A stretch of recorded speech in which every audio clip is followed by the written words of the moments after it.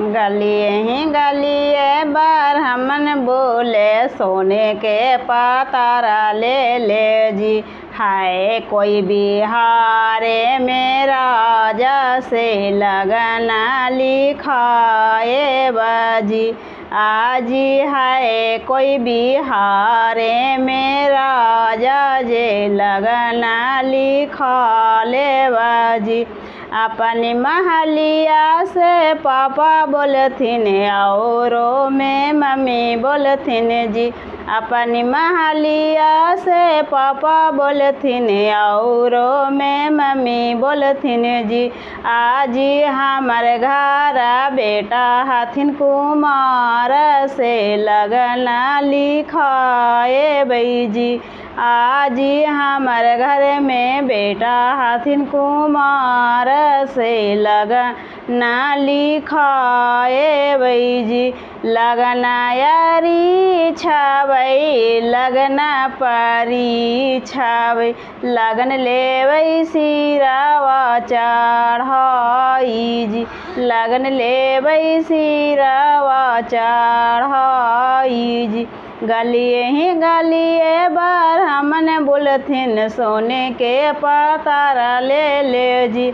हाय कोई बिहारे में राजा से लगना लिखा लेथिन जी।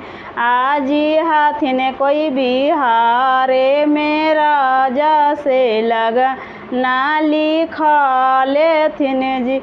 अपनी महलिया से चाचा बोलथिन औरों में चाची बोलथिन जी। अपनी महलिया से चाचा बोलथिन औरों में चाची बोलथिन जी। आजी हमारे घर भातीजा हथिन कुमार से लगना लिखाए ले बैजी।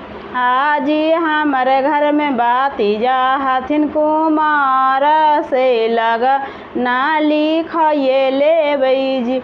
गलिए ही गलिए ब्राह्मण बोलथिन सोने के पातारा ले ले जी। आजी हाथिन कोई बिहारे में राजा से लगना लिखावथिन जी। अपनी महलिया से फूफा बोलथिन औरों में फुआ बोलथिन जी।